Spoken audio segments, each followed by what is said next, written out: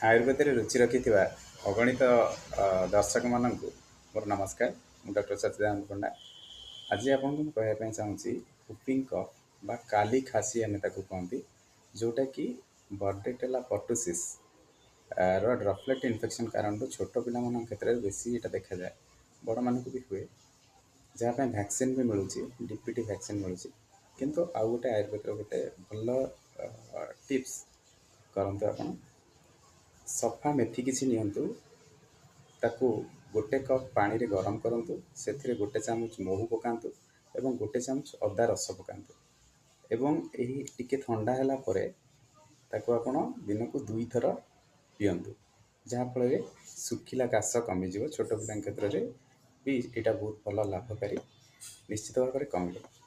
आउ वीडियोटी को लाइक करूँ, सब्सक्राइब करूँ, शेयर करूँ।